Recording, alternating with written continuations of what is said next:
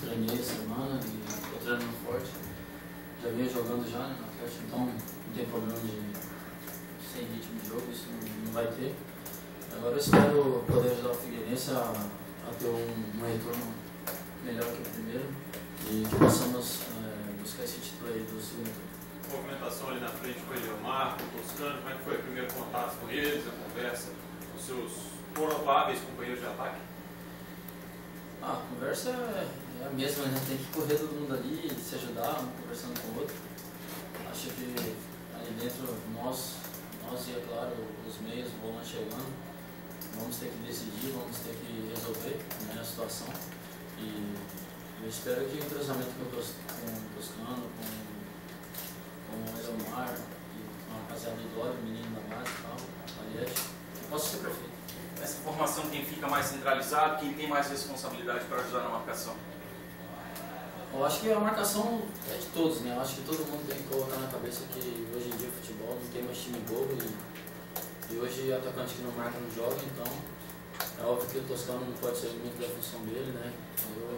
Minha preferência é que ele fique mais ali, que daí quando pegarmos a bola já temos uma referência. Mas eu acho que a marcação tem que ser de todos, tem que começar lá na frente, para que não sobrecarregue muito o setor defensivo. Ricardinho está chegando agora no Figueirense. Poderia dar um histórico teu assim, sobre a tua carreira, onde tu começou? Pode estar estreando nesse final de semana, hein? Eu comecei no interior, né? No interior do Paraná, em Londrina. E comecei no salão e depois fui para o futebol de campo. Depois fui para o Atlético Paranaense, fui prestar para os Estados Unidos 2 anos, voltei. Fui para o Japão, fiquei 1 ano e meio no Japão.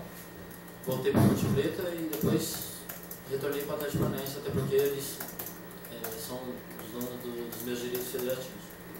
Ricardinho, o Figueirense ainda não deslanchou, os homens de frente do Figueirense ainda não deslancharam no campeonato.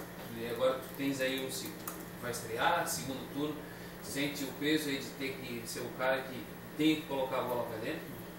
Na realidade, o peso a gente sente em todo momento, né?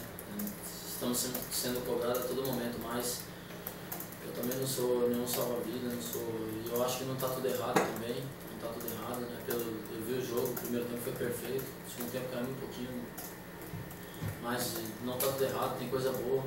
E eu só quero chegar para acrescentar e ajudar os companheiros ali da frente que precisa, é claro, a gente precisa de jogar um pouquinho mais agudo, tem que arriscar algumas jogadas individuais, até porque às vezes no jogo que eu vi travamos um pouco, né? Mas temos que tentar alguma coisa e ali na frente é a melhor zona para fazer isso, né? Porque não tem tanto perigo. Ricardinho, o Guarani na última rodada levou uma goleada, né, muito grande, trocou o treinador e está nesse período assim, de instabilidade. Tu acha que dá para repetir uma goleada, assim, fazer um jogo melhor do que no primeiro turno? Então, na realidade, esses jogos aí são os jogos mais perigosos. E temos que colocar na cabeça que precisamos dos 3 pontos, independente de 1-0, 2-0, 3-0. Né? Cada jogo tem sua história. E eu acho que esse jogo de domingo, nosso contra o Guarani, vai se escrever uma história. Pode ser melhor ou pode ser normal, igual a do Joinville do último jogo. Mas eu estou preocupado com os 3 pontos. A sua característica como jogador é de área ou é de estar pelos lados do campo? Como é que funciona? Não, sou jogador de velocidade, jogador que joga pelo lado esquerdo, sempre joguei na esquerda, né?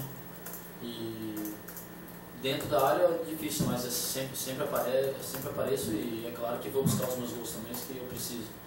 Mas a minha preocupação mesmo é de ajudar os companheiros e no momento que aparecer a minha oportunidade, aproveitá-las.